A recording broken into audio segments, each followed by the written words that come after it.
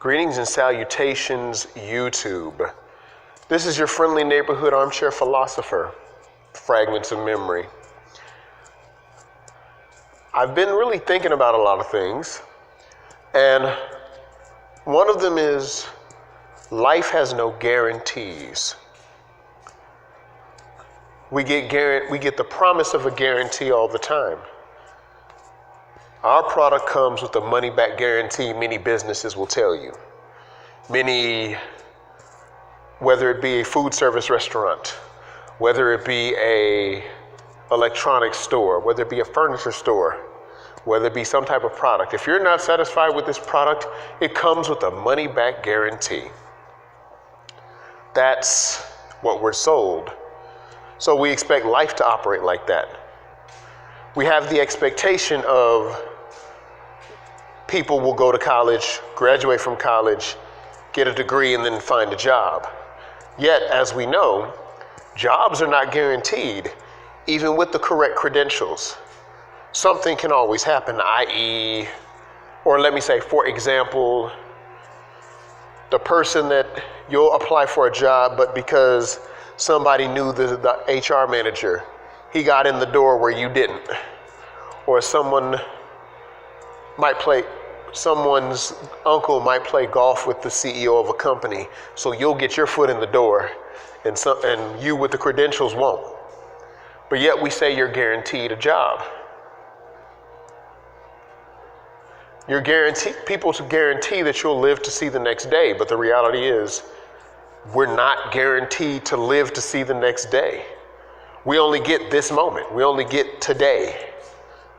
We only get this second. We only get this time. We only get now. We don't get anything else. Anything else is extra. There's no guarantee that when a man and woman are conceiving a child, well, first that they'll conceive. The man could be shooting blanks or the woman could be infertile. That's another thing.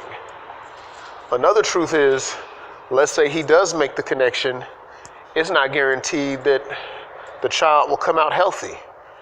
There's an expectation, but there's no real guarantee because anything can happen. There's always variables in a situation.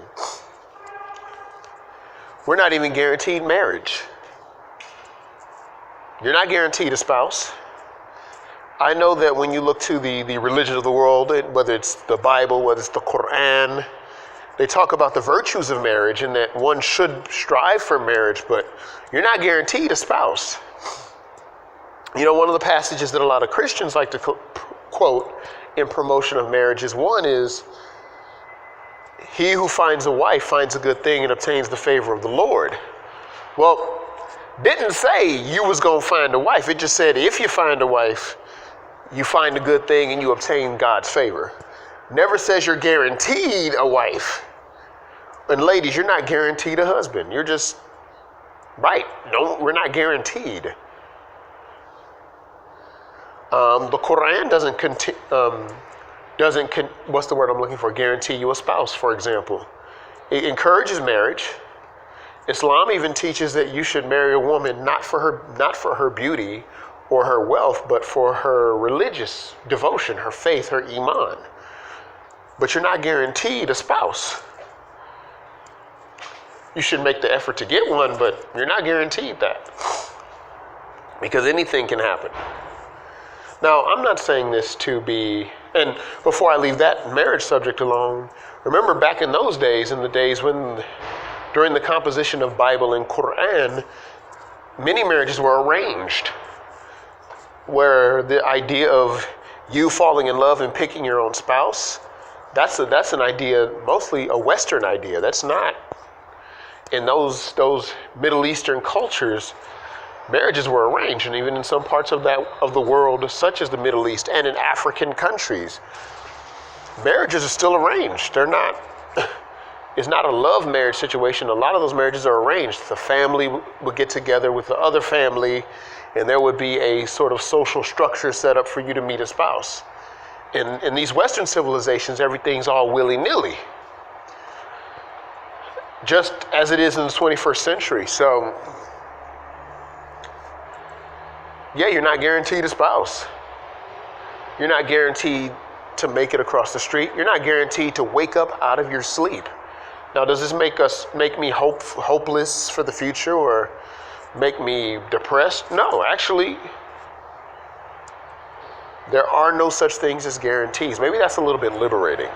Maybe all that we need is the expectation, and maybe that's what keeps us going, is that hope and that expectation that maybe we will see the promised land.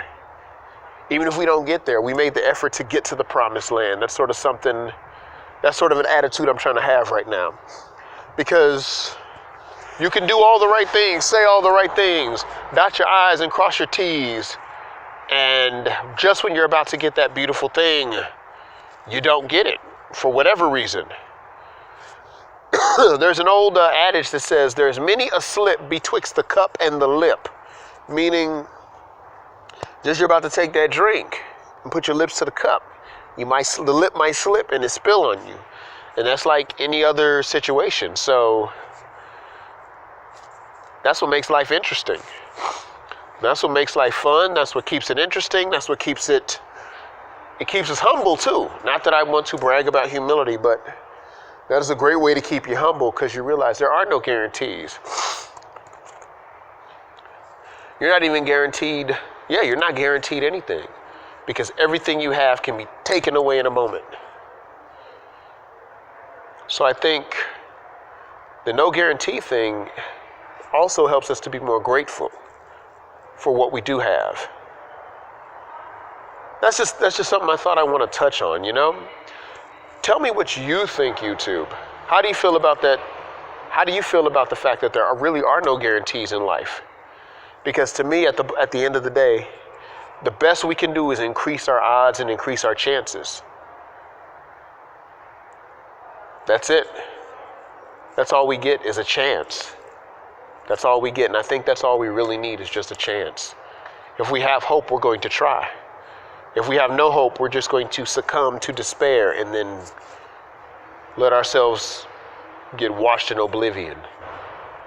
And maybe I'm not ready to be washed in oblivion yet. Maybe I'm batting against the wave, so to speak. Maybe I'm making my stand in my small little way, in my little small corner of the world. Well, guys, peace. Be easy like Sunday morning and be well.